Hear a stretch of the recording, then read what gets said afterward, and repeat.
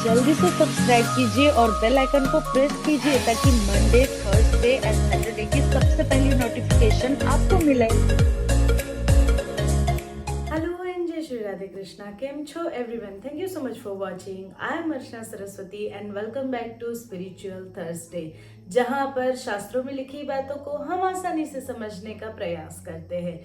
तो आज हम बात करने वाले हैं कि कहीं ना कहीं, कभी ना कभी हमें आध्यात्म के मार्ग पर चलना है। तो ये दोनों गुण अवगुण को जब हम जानेंगे, तो जब हम उस रास्ते पर चलेंगे तब हमें एक सहारा मिलेगा, एक हेल्प मिलेगी कि हम भक्त के गुणों को अपने जीवन में उतारने का, और अभक्त के गुण अगर हमारे अंदर है तो उसे हमारे अंदर से निकालने का प्रयास करें। बहुत ही सिंपल सी बात है, ये किसी के लिए नहीं कहा जा रहा, लेकिन हमारे फायदे के लिए मैं आपसे ये बात शेयर कर रही हूँ। तो आइए देखते हैं भक्त और अभक्त के गुण अवगुण। तो बिना देर किए लेट्स गेट स्टार्टेड।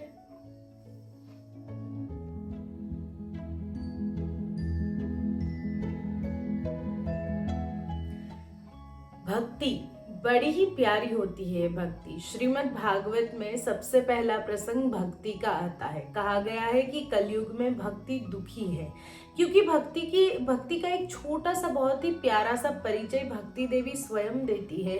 द्रविड़े उत्पन्ना साहम वृद्धिम कर्नाटके गता, क्वचित क्वचिन महाराष्ट्रे गुर्जरे जीर्णताम गता।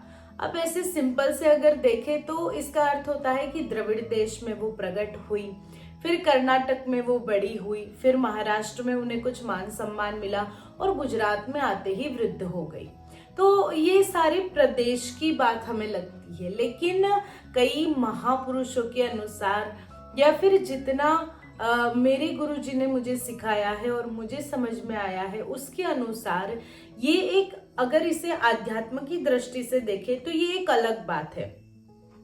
द्रविड़े उत्पन्ना साहम, यानी कि हमारे हृदय में भक्ति देवी का प्रागट्य होता है। जब हमारा अंतःकरण पवित्र होता है, हम बार बार सत्संग सुनते हैं, अच्छी बातें सुनते हैं, हम बार बार किसी अच्छे पुराण या शास्त्र का अध्ययन करते हैं, तो स्वाभाविक हृदय में भक्ति का जन्म होता है, भक्ति प्रकट होती है। फिर वृद्धिम कर्नाटकी गता, श्रवण भक्ति इसलिए श्रेष्ठ है कि जितना हम कानों से सुनेंगे उतना ही भक्ति को पोषण मिलेगा और भक्ति की वृद्धि होती जाएगी। अब क्वचित क्वचित महाराष्ट्र, यानी कि हमारा ये जो मन है बड़ा चंचल है, इसे कंट्रोल करना बड़ा ही मुश्किल है। तो जैसे ही भक्ति मन में आई तो मन ने कहा अरे आज कर लेंगे, अरे चलो कल कर लेंगे, अब आज रहने देते हैं। फिर सोचते हैं शाम को कर लेंगे, फिर एक दिन, 2 दिन, 3 दिन, एक दिन, हर दिन एक माला करने का भी अगर नियम है तो हम क्या कहेंगे, कल 2 माला कर लेंगे, कल 3 कर लेंगे, कल 4 कर लेंगे, और इस हिसाब से हम कर ही नहीं पाते हैं। तो क्वचित क्वचित महाराष्ट्रे गुर्जरे जीर्णताम गता, यानी कि जैसे ही मन बुद्धि के बीच मतभेद होने लगा, वैसे ही भक्ति वृद्ध हो गई। तो इस प्रकार से भक्ति का हमारे अंदर प्रादुर्भाव होता है। नारद भक्ति सूत्र में देखिए, भागवत में देखिए, रामायण में देखिए, हर जगह भक्ति के प्रकार और भक्त के गुण अवगुण की बात करी है। यहाँ तक कि श्रीमद् भगवत गीता में भी भक्ति योग, उसमें भक्त के गुण की बात करी है कि भक्त कैसे होते हैं।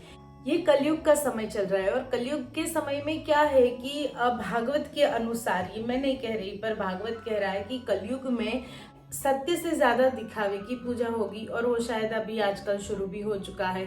तो आइए हम देखते हैं कि भक्त के गुण क्या है। तो सबसे पहला जो भक्त का गुण है, तो वो कभी भी कंप्लेन नहीं करेगा, मतलब, और ना ही कभी किसी चीज के लिए बहुत सी अपेक्षाएं रखेगा। अगर भक्ति के मार्ग में चलना है तो सबसे पहले तो अपेक्षाओं को खोना पड़ेगा।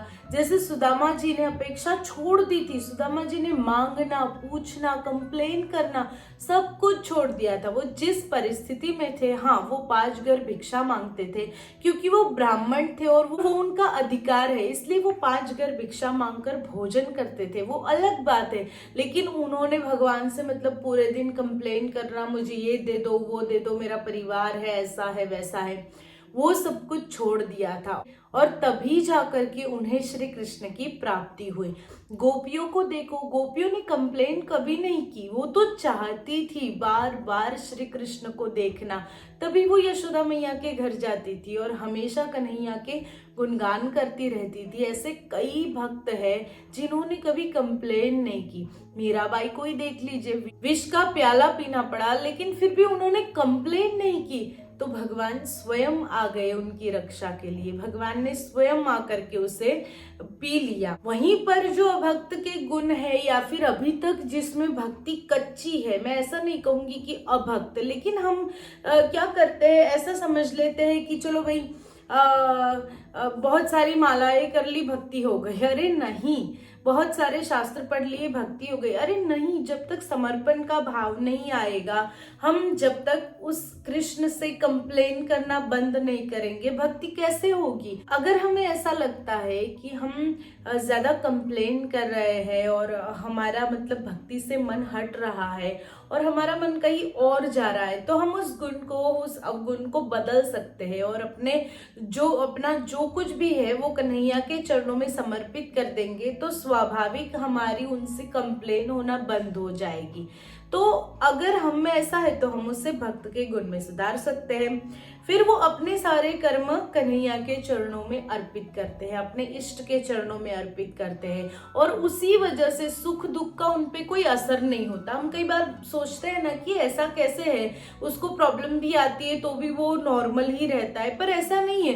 वो अपने अच्छे बुरे सारे कर्म अपने इष्ट के चरणों में समर्पित करता है और जब वो समर्पित करता है तो उसकी पूरी जिम्मेदारी जो है वो उनके इष्ट की हो गई। वो उनके इष्ट को अब उसे संभालना है, तो उनको चिंता करने की जरूरत ही नहीं होती। वहीं हम क्या करते हैं, हमारे सारे कर्मों का भार, अच्छे बुरे का, भविष्य का, वर्तमान का, हमारे भूतकाल का सारा भार लेकर घूमते रहते हैं। उस सारे भार को अपने इष्ट के चरणों में समर्पित कर दो। तो जैसे ही हम समर्पित कर देंगे तो हम पर उसकी कृपा होगी और वो स्वयं हम पर प्रसन्न होकर हमारी रक्षा करेगा। फिर हमें मांगने के लिए, हमें पूछने के लिए नहीं जाना पड़ेगा, हमें नहीं कहना पड़ेगा कि कन्हैया हमारी रक्षा कर, राम हमारी रक्षा करो, माँ अम्बे हमारी रक्षा करो। हमें नहीं पूछने जाना पड़ेगा, फिर वो स्वयं हमारी रक्षा करेंगे। क्यों? क्योंकि हमने अपना सब कुछ उनके चरणों में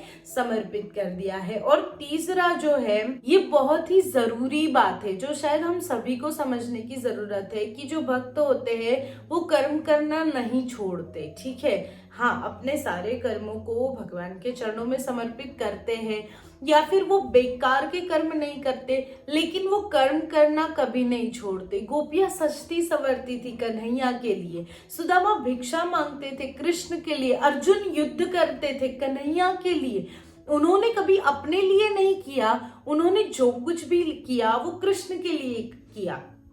जैसे भगवान श्री कृष्ण ने गीता जी में कहा ना कि अर्जुन तुम अपना कर्म मत छोड़ो, तुम्हें जो कर्म करना है उसे तुम करते रहो, पर उसे तुम मुझे समर्पित कर दो, तो उससे ना तुम्हें फायदा है ना नुकसान है, कुछ भी नहीं है, जो होगा वो मैं देख लूंगा। तो कर्म करने हैं। कोई ऐसा कहे कि भाई भक्ति का अर्थ है कि हमें सब कुछ छोड़ करके ध्यान लगा के बैठ जाना है, ऐसा नहीं हो सकता। कर्म तो हमें करना ही होगा। अगर हम तन से सेवा नहीं करेंगे तो तन पवित्र नहीं होगा, अगर हम मन से प्रभु भजन नहीं करेंगे तो मन पवित्र नहीं होगा, और अगर हम धन से दान नहीं करेंगे तो धन पवित्र नहीं होगा। और ये तीन चीज अगर नहीं होगी तो हमारा जीवन ही नहीं होगा। इसलिए कहा है ना, तन पवित्र सेवा किए, धन पवित्र किए दान, मन पवित्र हरि भजन के। मतलब हमें सेवा करनी है अपने तन से, शरीर से, जितनी हो सके। और ऐसा जरूरी नहीं है कि ये तीनों चीज हर व्यक्ति कर सकता है। कोई अपनी आर्थिक परिस्थिति में लो है तो वो नहीं कर सकता दान, लेकिन वो मन से भजन और तन से सेवा तो कर ही सकता है। कोई अगर अपने और इन दो में तो कोई ऑप्शन है ही नहीं, मतलब अपने तन से, अच्छा चलो ठीक है, अगर तन में कोई प्रॉब्लम है, अगर कोई तकलीफ है तो हो सकता है हम तन से सेवा नहीं कर सकते, लेकिन फिर मन से भजन और मन से सद्विचार तो हम कर ही सकते हैं। तो इस प्रकार से हम अपनी भक्ति में इम्प्रूवमेंट ला सकते हैं। और जो लास्ट है वो मैं ये कहूंगी कि भक्त जैसे होते हैं वैसे दिखते हैं। ऐसा नहीं है कि वो आपके सामने कुछ और होंगे और असल में कुछ और होंगे। वो जैसे भी होंगे वैसे ही वो आपके सामने भी होंगे और वैसे ही वो अंदर से भी होंगे।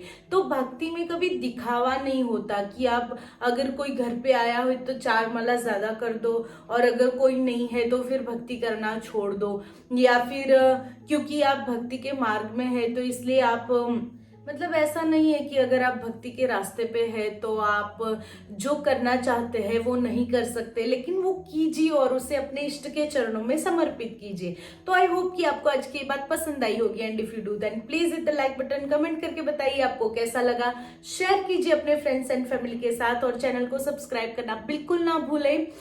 अगर अभी तक आपने मेरा मंडे का वीडियो नहीं देखा है तो प्लीज जा करके देखिए, जो कि विवेकी होना जरूरी है उसके बारे में है, तो प्लीज जा करके देखिए। Also you can follow me on Instagram and like my Facebook page, link is in description box. I will see you on Saturday, till enjoy every moment of your beautiful life. Take care, bye bye.